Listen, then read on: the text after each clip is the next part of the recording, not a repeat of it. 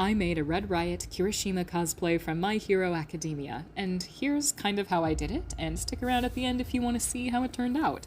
It turned out pretty dang good, if I say so myself, for someone that does not always know what they're doing. I am still very much a beginner when it comes to the crafting aspect of cosplay, and this was the first cosplay that I made the pieces by myself with no help, except from my cat, I guess. I am a person that needs patterns, and it's okay if you are too, so don't let anyone make you feel bad for using them. Brains are built differently and people understand things differently. I will drop where I found the patterns for the gears and the mask somewhere in here.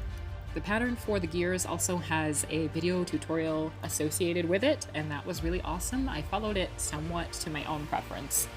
I went through the tedious process of printing out all the patterns, making sure they were the appropriate size for my body, which took a couple tries, then taping the paper together, cutting out the individual pieces, putting those pieces onto EVA foam, and then tracing them and cutting them with a straight blade or scissors.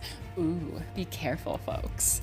This is going to be the little safety segment of the video, so here I am shaping some of the diamond pieces that go on Red Riot's mask. I used a heat gun to shape the foam a little better, and it's so helpful, but oh my god, does this get really hot. So maybe hold the piece that you're trying to heat with some tongs or something like I'm doing here to save your skin. And then I can shape it to whatever mold I want pretty much. I bet you've heard this before, but I'm gonna say it again because it is an essential tip to remaining a cool, awesome cosplayer. Protect yourselves. Wear a face mask if you're using strong adhesives, shaving down foam, or using spray paint. Also open up some windows, get that fan going, even go outside if you can, but I know that's not an option for everyone. Safety goggles or glasses are also a great investment, and they're pretty cheap. It can protect your eyes if you have a reaction to any of these adhesives that happened to a friend of mine, and that's bad news. Also, if you're using a Dremel, like I did during some point of this project, but did not record, sorry, goggles can help you in keeping the small shavings out of your eyes, and if you happen to have a crazy malfunction with your Dremel and the piece flies off, it won't annihilate your eyeball. Here's the assembled mask, pretty snazzy, but it's going to look even better once we prime it with Plasti-Dip and then paint it. Same goes for the gears, but these were actually a lot of fun to paint, probably my favorite part. I did a layer of Plasti-Dip once the whole thing was assembled and then sprayed it red. To give the gears some more dimension and weathering, I used black acrylic paint mixed with some water, brushed it on the gear, and then wiped and blotted the excess off with a paper towel. And here's the finishing touches for the paint job. I used non-watered down black acrylic paint and went around the edges and corners to give it a shadow effect. I used silver acrylic paint to give it like a chipped metal appearance, and then just did a protective layer of clear spray gloss. I am notoriously a very mushy, cheesy, sentimental person, so I decided to write myself a little secret, special, positive message on the inside of my gear, and I guess it's not a secret since I'm sharing it with you, but I figured I might as well spread the love. I had wanted to cosplay Kirishima as Red Riot specifically for quite a long time, but I just did not feel comfortable pursuing the cosplay unless I could do it on my own terms in the way that I wanted it portrayed.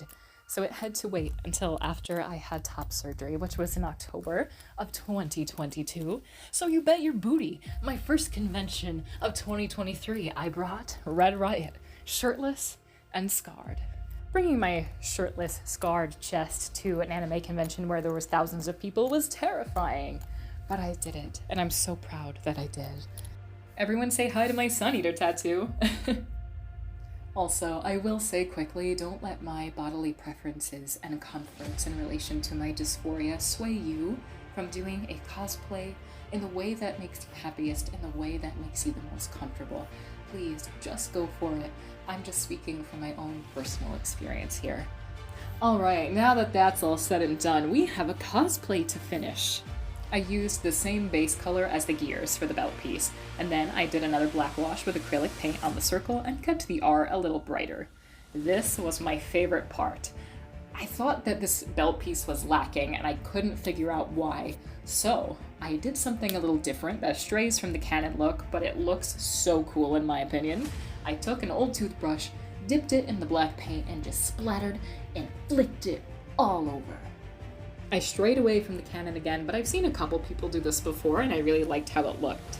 Instead of doing a strap across the chest, I did a chest chain out of foam Yaya Han brand dowels. I did a black wash with acrylic paint once again, and then I cut the pieces into 6-inch pieces. I bent them by hand and glued them together one by one to make one big chain link that would fit around my body. After that, some more finishing touches. I just hit it with a couple sprays of black and silver paint, and then a clear coat to protect it all. I saved the skirt for last, because I'm not as familiar with fabric or sewing as you can see here, because I bought 3 yards of fabric. Did I need 3 yards? No. But I saved the scraps to hopefully use for something in the future. Maybe. I think my cat might be a little judgmental. Maybe she's just supporting me. I can't really tell.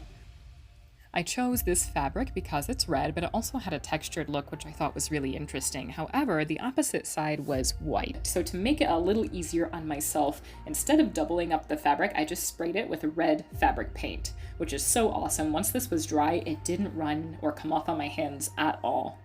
I didn't know fabric spray paint was a thing until now. Look at that, that's awesome. Since Red Riot's skirt has a torn look to it, I did some jagged cuts with some random snips here and there to look sharp and badass and battle-torn.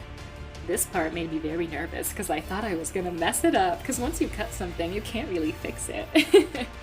So I worked on it slowly, I tried it on a couple times, I messed with the length, and I did a tapered look, which I really liked in the end. I'm happy that I went with that. Since the edges were so raw, I used fray check on the edges to hopefully keep the fabric from fraying in the future.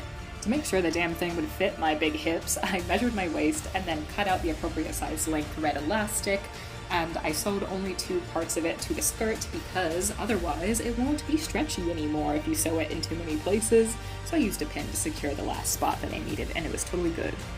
This was something new that I tried, but I had faith that if it worked, it would look super awesome, and it did. So I used black fabric paint, and I hand painted it on the edges, and then smeared it with a sponge to kind of spread it out and give it a more smoky, aged look. This was horribly messy. Look at my hand. Look at it. But all the mess and stress and doubt was worth it for a final product that I was proud of. Introducing Red Riot, who I debuted at Anime Boston 2023. Whatever it is you're facing, you can do it. I am Red Riot, and no one behind me is gonna bleed.